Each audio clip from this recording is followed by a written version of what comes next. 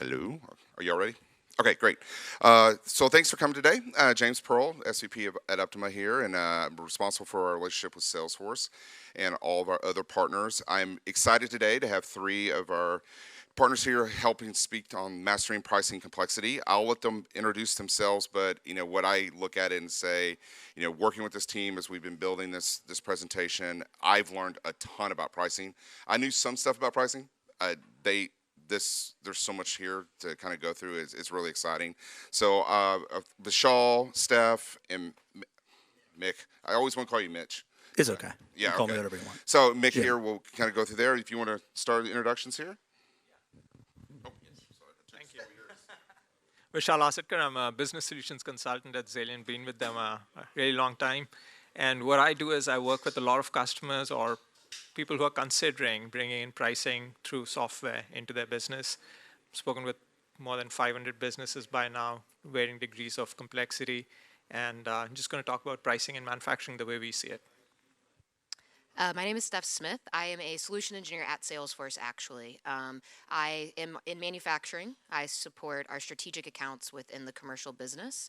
I've been at Salesforce for 6 years, and previously I worked for a diesel engine manufacturer in aftermarket business, and I managed product marketing, so pricing was a part of that. So excited to bring customer experience, relevant experience to the conversation today.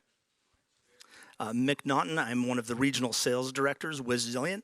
I will be here 4 years in November, but prior to that, I spent the bulk of my career with a large industrial manufacturing and distribution company based in Philadelphia. Part of my role is I ran a multi-billion-dollar pricing organization, helped them through an SAP transformation, but then also, as part of that, brought Zilliant into our organization and got to see the benefits and the ROI that it delivered and all the things that went into that, including how do you sell it internally, how do you measure the benefits, and ultimately what's the ROI and did we get out of it what we thought. I also then went on to lead a part of our sales organization where we were consuming the guidance and the insights that Zilliant provided and got to sort of experience that and see how the sales team got adoption and what were the sort of the change management issues with that and how do we help them along and really drive the full benefit out of our engagement. And as we dive into the conversation today, I think we just wanted to start by level setting what goes into pricing complexity. I think through my 6 years at Salesforce, I've seen quite a bit, and I think there's three main things that really ring true in every conversation I have with customers. The first one is, and I know that you all know this, but architectures are complex. There's data living in a lot of different systems, and there's also not just the data issue with the architecture, but the legacy architectures typically tend to be missing key pieces of the puzzle when it comes to managing products, managing pricing, like PIM and PLM tools that are critical within really managing products across the board from those different systems. Number two, not one product and price is made equal at a customer. So what I've noticed is it could be the exact same product, but we're giving it to you in yellow and you in purple, and it's going to be $5 less for you, $20 more for you, and then there's going to be like 10 different part numbers for that too. So there's some complexity in how we actually manage that. And then the third piece I would say is more on the people aspect. Process is something that, it's all over across the board with manufacturers. There's differing philosophies of living in an Excel sheet, living in a notebook. So that lack of process wrapped around a quoting process, wrapped around new product lifecycle introductions, wrapped around pricing strategies, it tends to be lacking sometimes. And I think that is where the beauty of technology comes in, is we can start to put some of those boundaries around a process. Yeah, so confession time. I'll raise my hand. I, too, worked at a multi-billion-dollar manufacturing distribution company that did their pricing in Excel. So if you're one of those people, it's okay. We'll get through it together. But it's very common. And it's one of the things that we almost get, in a reaction where people are like, this is how we do things. That's okay. And the reality is pricing is very complex. There's a reason there's a lot of homegrown tools. There's a lot of things that are built internally. But, as we see folks move away from that, that's a function of being able to use this technology. So as we think about, and one of the things, just a caveat, it's unlikely in the next 30 minutes we're going to help you master the art of complex pricing in a manufacturing situation. But what we want to do is sort of think about the things across the modes, across the different areas of pricing that you can keep your ears open. So as you're talking to clients, as you're talking to prospects, as you're listening internally and you're hearing about the different challenges and the areas where there's opportunity, we see it as sort of four distinct levels. And if you think about it from a pricing and sort of the classic pricing waterfall, this sort of goes from the top, sort of I'll call it the ivory tower of where we're setting our list prices, how are we getting those in place, what are the elements that go into that, down through more strategic segmented pricing, down through street level pricing. I mean, what is it when a salesperson is out on the street competing for business, and how can we get them those insights and the things that they need?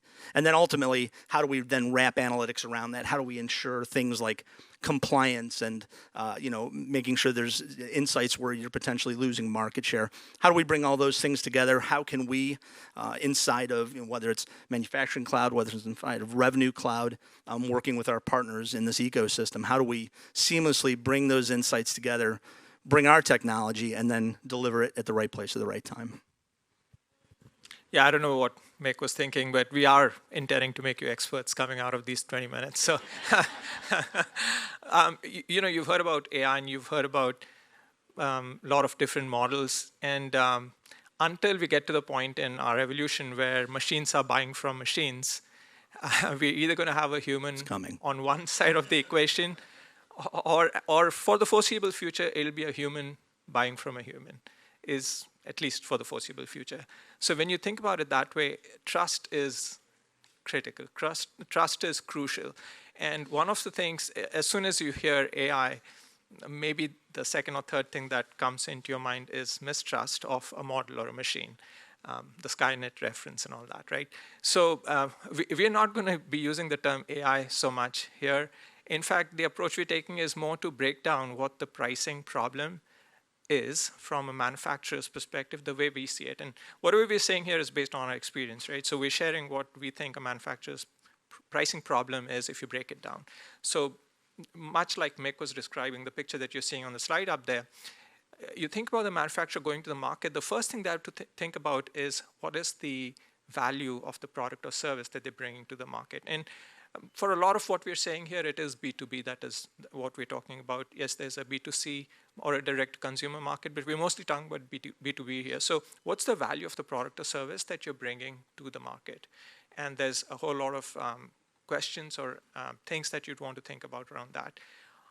Once you figure out the list price, which is your initial price or offer price, how do you go from there to a market relevant price? That's the next question.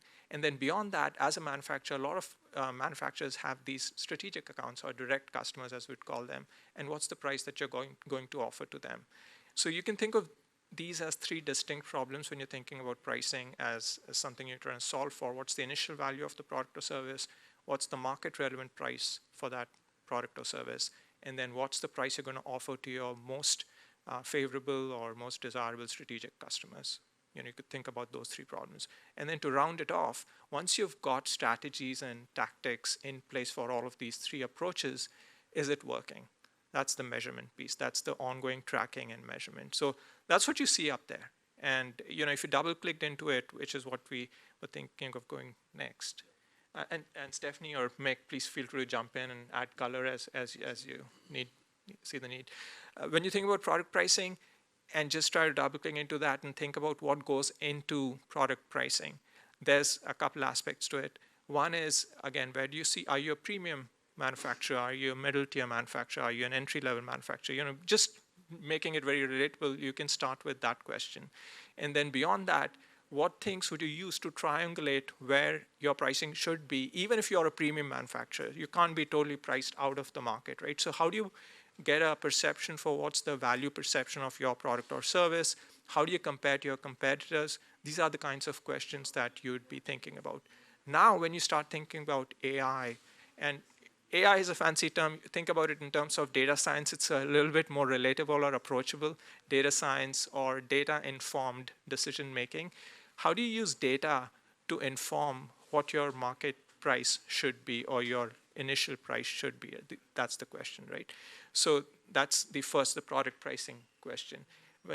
Go ahead, Mike. Yeah. I mean, and part of the reason that we see it, and I certainly experienced it as I was trying to bring this in and drive change management, is pricing is both sort of academic and emotional. I mean, pricing fundamentally is how a company, in a lot of ways, manifests itself in the marketplace. It's how it represents itself. It's how it's talking about itself. So, particularly list prices in a lot of ways are bringing in factors from whether it's your category group, whether it's your product group, it's the distribution or the manufacturing plants and those different areas where that's being brought in. But that's one of the things that we see is how do you develop that trust, that if you're using things like AI and machine learning to describe it, but really it's how can we bring intuition into a model, how can we bring intuition and intelligence into that to then develop trust within the selling and the rest of the organization. But that really is, I mean, that's one of the things as we try to bring people along, getting that buy-off and understanding is because there's so much emotion tied to pricing that if you don't get that buy-off and if you're not thinking about it intelligently, you're unlikely to get adoption and success.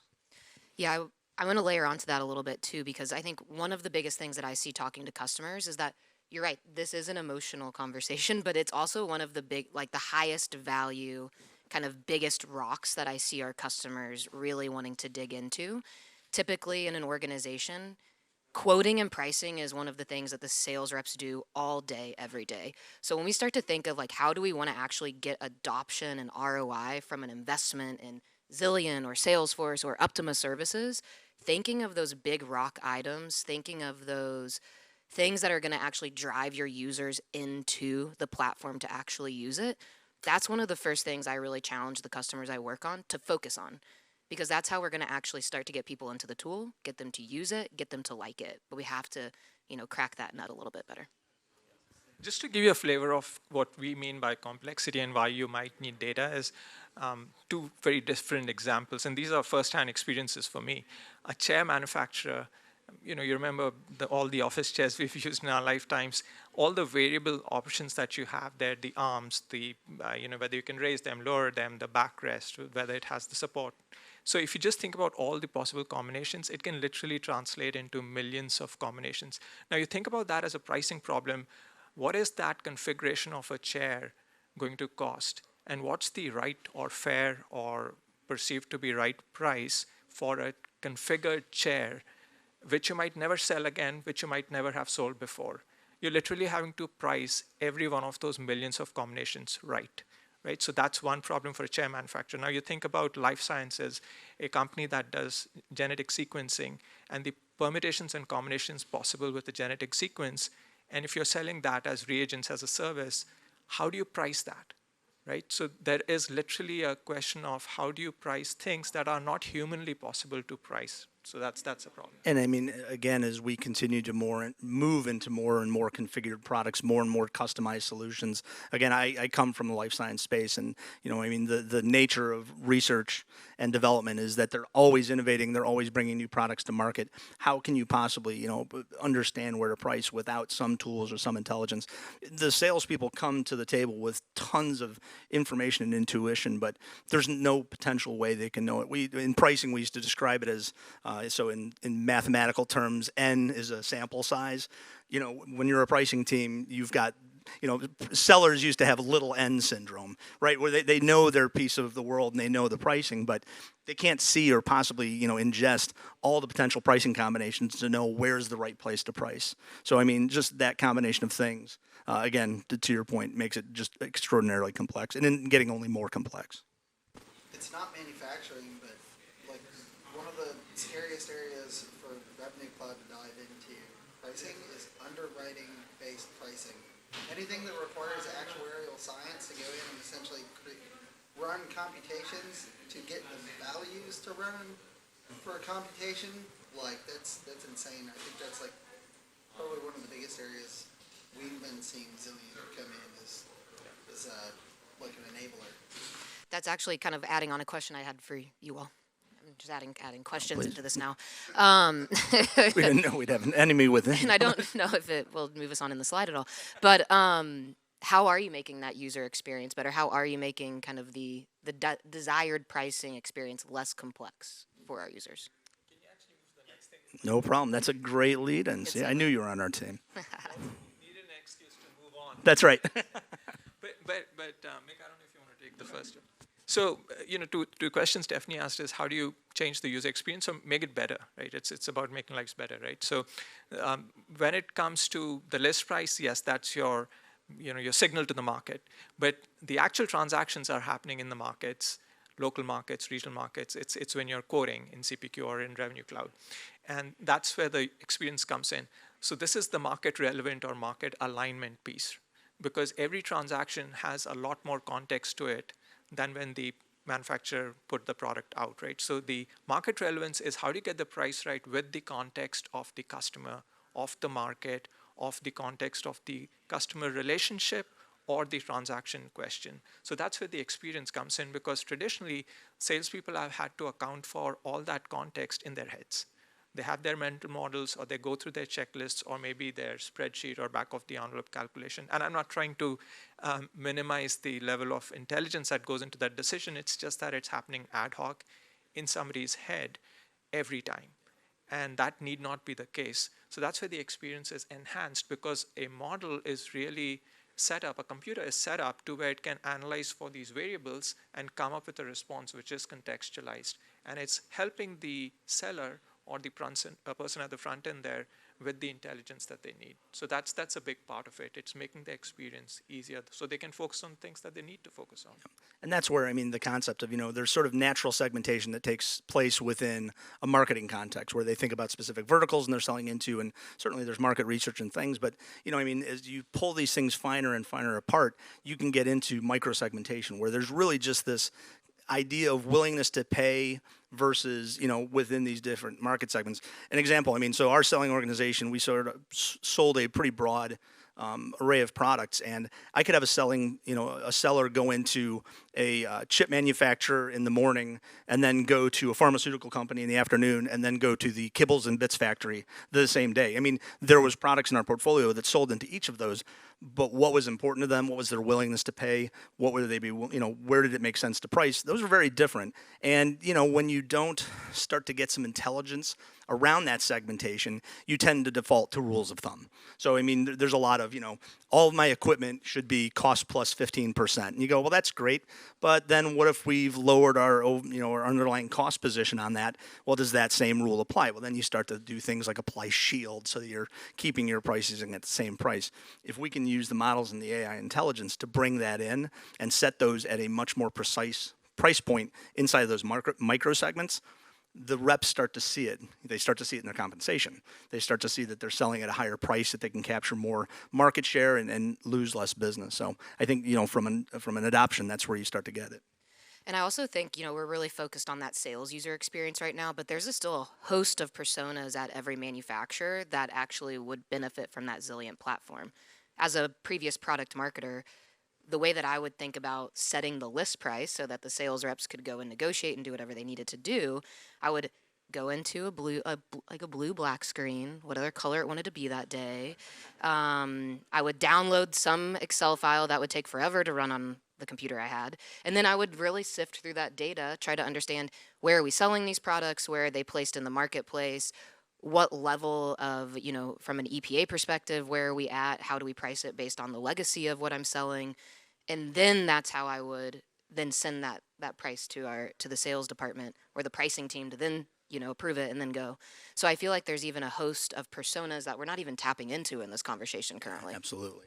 Yeah, behind the scenes, again, and this is the part of the organization I got to run and then sort of flip to the other side as a seller, is I had a host of analysts. I had a 50-person pricing team where I had analysts, I had people that were doing just the input, just the management side of keeping up with cost changes and all those things. A lot of what a pricing team, if a company has a centralized pricing team, a lot of times they're spending their time just keeping things up to date and just trying to not sell below cost. So, as you can automate some of those things, as you can use AI to help set rules and pass along those costs, they can then spend more value-added time on actually doing value selling. So, even to the keynote yesterday, that concept of bringing some of these tools in to automate certain functions so that you can then focus on value selling and figuring out a way to use the intelligence to get the maximum price for product.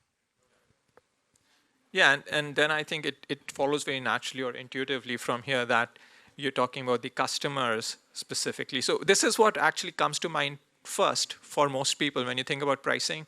Maybe the list and the market were not so intuitive, but this one definitely is, because when you think about pricing, it's generally about what am I going to price this customer.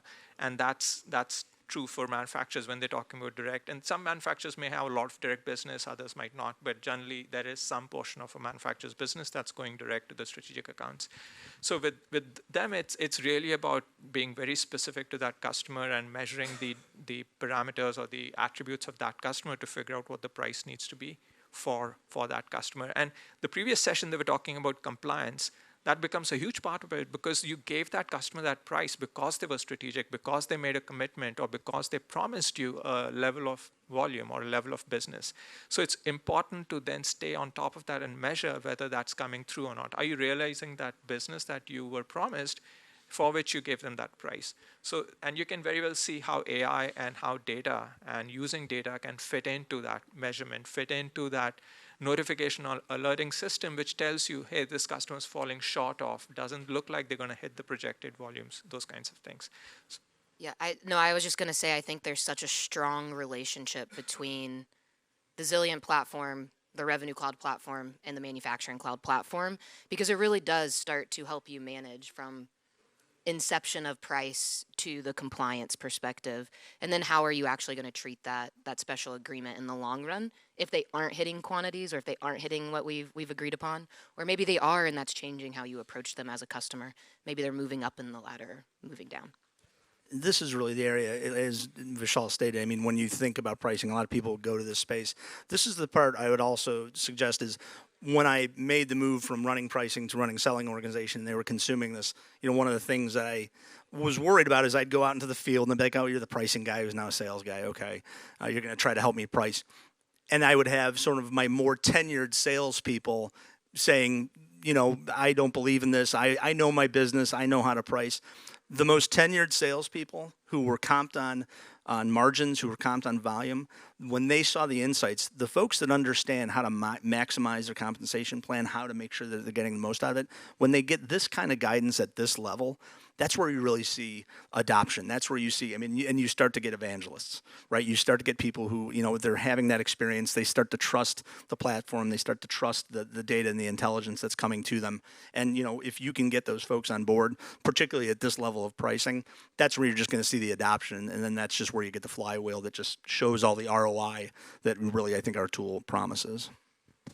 I know there's one more slide Mick's going to talk to, but how was the masterclass on pricing? That's right. You guys all ready to go? Just to summarize, we talked about you're setting the initial price for the product or service that you're offering. You're making it market relevant, and then you're getting to the price to the specific customer, and you're measuring whether all of that is working. And we're not talking about a future vision which is coming at you 3 years from now. This is stuff you would do today with the data you have, the systems you have. And you've heard enough about data and how critical it is, and also you've heard how bad it is, right? The quality of data and all of that. So we don't ever ask ourselves, are we making it perfect? But we do ask ourselves, are we making it better than it is today? And the answer to that is usually yes. I have a hot take. Data's never going to be good, so we need to really just stop using that excuse. We just need to start going. The Ethanix guys have the T-shirts going on. Where's the no bad Ghostbusters data? Yeah. Yeah, it's always not going to be great. We're going to be here next year, and we're going to say the same thing. It's the first question we get in every engagement. Our data. It's okay. We're going to get through this together. So, again, as we move through the last piece, and again, is part of the platform, and again, these insights, whether it's compliance, whether it's understanding market share, wallet share, all of those things, again, insights that we can provide that we can just really deliver seamlessly into these platforms. I mean, whether you're working with Optima to deliver AI into systems, or if we're working on manufacturing revenue cloud, all the different things that we can wrap around, particularly around compliance and market share. We have all that data. We're able to ingest that. We're able to share that. Again, these are the insights, and as we talk about adoption, we talk about trust. The more we can sort of give them those tools, make it easy to consume, make them comfortable with it, the more likely we're going to get adoption, and again, just continue to roll this out throughout the organization. So. I have a selfish plug. I think that there's going to be some interesting announcements at the keynote for manufacturing around revenue cloud and integrating that into manufacturing cloud. So I think it would be interesting. If you don't see it on Thursday, seeing it in the future, it would be very beneficial for everybody here. Yeah, it's actually we're live streaming that on Thursday also, but I won't be in the front row watching you. So Thank you. yes. Actually, a question. So one of the things when we look at pricing, you ask the customer when we're going to implementations and look at what they're doing and how they're doing it. If they're using an engine, if they're not using an engine or whatever, we ask what's the biggest pain. And so I have a couple of like preconceived notions of what I hear, but I want to hear from y'all. What do customers say is their biggest pain around pricing? Is it, is it time to get a price? We have certain verticals that we see, especially manufacturing, that you may never get to that right price, or is it around they're selling at a loss, revenue leakage? What is it? What are y'all hearing? To summarize kind of how I would maybe phrase what I hear the most is the idea of consistency. And I think it goes into revenue leakage and margin protection at the baseline. And the reason I say consistency is because there isn't a process with it half the time, or if it is, there's multiple different variations of the process. And when I say that, there is a process that we've laid out at an organization, but that sales rep is doing it on their own. They don't really know that margin they should be chasing. They are typically doing what they can to win the business and not necessarily being strategic about that. And I think that does come from a non-standardized approach within a platform. And I know maybe I'm biased because I work at Salesforce and I believe in platforms. But I do think the number one thing I hear is consistency across the board. I mean, I think contextually, we've been in an interesting cycle in the last 12 to 24 months, right? So, I mean, what we're hearing now from a pain perspective is you've got just a velocity of underlying cost changes. You've got prices going up, and then dynamically, what's coming down. I mean, that concept of when we talk about pricing and we talk about the things we can solve for, and the pain is, as prices are going up, as underlying costs are going up in manufacturing, how can you rock it up? How can you rock it up to make sure that you're staying ahead of those cost changes? How can you rock it up to make sure you're still in line with the market, but not going below water? You want to be able to rock it up, but then the concept is, can you parachute down? Can you parachute down then to make sure that you're not unwinding prices for people who were probably priced in the wrong place to begin with? So that's been, as of late, that concept of, we used to do one big price change a year, and last year we had to do 8. So that's been a pretty big pain point of his late. Yeah, from my experience, what I'd say is that a lot of the business has shifted to software and systems, supply chain, ERP, financials, everything, right? This is maybe one of the last bastions where it's not happened yet. And so a lot of businesses have started to now come to the realization that it's time that they brought these functions into a system as well, enterprise system. That's actually something that was mentioned yesterday, of how many people rely on the ERP to do that and be that system of record for the price, that's the only way they've had to do that in the past. Is it still, when we look at an engine like this, what's that change management look like for, we're going to be pulling pricing into a different system? Does finance look at this and go, okay, what are these salespeople and then the sales system going to be doing pricing? They're so used to having that. What does that look like? From the seller experience, I'll start with the seller experience. I mean, our goal really is to be as invisible as possible within the seller experience. I mean, we want to be integrated with their current set of tools. Ideally, it's CPQ, it's Salesforce CPQ, or if there is a quoting tool. Really, from that perspective, we want it to be as seamless as possible, as invisible as possible. It's really then getting them to just trust that the guidance we're giving them is accurate and it's good. On the pricing side, so I'll take the position of, again, when I ran a pricing team, it was, how do you get people comfortable moving away from spreadsheets and into a platform-based solution? And a lot of the way our platform is structured is to try to make it as intuitive as possible, to make the use cases that they're used to solving for today as similar and streamlined as possible, but just to make them, automate where we can automate. How can we make things go faster? How can we do things more intelligently so that they can focus more on the value side of things? That was one of the bigger changes for us is, I had a pretty big team of folks, and a lot of the folks, their job was really just keeping up the spreadsheets. you need to be able to sort of shift them to more value add types of activities that they're going through. And so part of that from a change management perspective is you have to take a good look at your organization and understand what skill sets are inside of there. And I think that's one of the things that we try to help people through. James, what I would say is the people who are in pricing functions, we know they're analytical minded, and they've been carrying the heavy load of doing pricing today without tools. So for them, change is easier. But the people who are consuming the pricing, I think that's where the rub is, because that's where that trust comes in. They knew who to call. They called Carol or Joe, whoever in the pricing group and department, and they got their answer. Now, if the pricing is coming out of an engine or a model, is there that same level of trust? So that's where that change management is really where I think the success really is determined. And I'm interested in what Stephanie thinks about that. Yeah, no, yeah. I was just trying to remember what the question was because you all were talking such great things. I think just from any change management perspective, this platform, any platform, I think it pays to have somebody that will actually be doing the work, be a part of the conversation, be a part of the process. I think it allows them to evangelize a little bit more at a ground level, and I think it allows them to feel like a part of the process. I think if you peel back the onion of why people dislike change, it's because they feel like they're being forced to do something and not a part of the change. One of the things that I see, and again, I went through it when we made the changes, you have a pricing organization a lot of times that is really always in reactive mode versus proactive mode. And I think getting that team to start to think about, hey, listen, I don't have to react to all these underlying cost changes. I don't have to react to all these things that are happening in the business. I can allow the system to do those. I can allow the system to provide guidance to the end users. Now I can start to be proactive. I can start to go to leadership instead of them coming to me and saying, hey, we think we're underpenetrated in the Southeast region. What do you think a good pricing strategic move is? You come to them, say, hey, we're underpenetrated in the Southeast region. I can run a what-if scenario to tell you what's the likely market share we would pick up, whether it's by a price lowering or a price raising. So I think getting that team to shift to a strategic mindset to do more of the value-add work, I mean, that's the power of what these platforms bring. That's the power of what AI brings. And you just, you have to get them implemented. You have to get them right.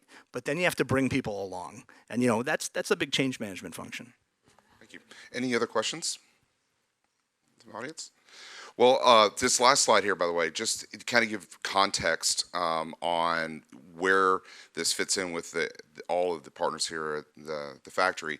But the idea here is, kind of you see where Zilliant falls in, but it's a bigger piece of a bigger pie that goes into there of all these different functions that go through the entire process. So definitely have a museum wall downstairs, take a look at it. It gives a lot more detail on that, and also a demo station to kind of walk through that. Both Zilliant and Optima have stations down there to kind of walk through the whole process here. So appreciate everybody attending today, and thank you so much. Thank you. Thank you. Bye-bye.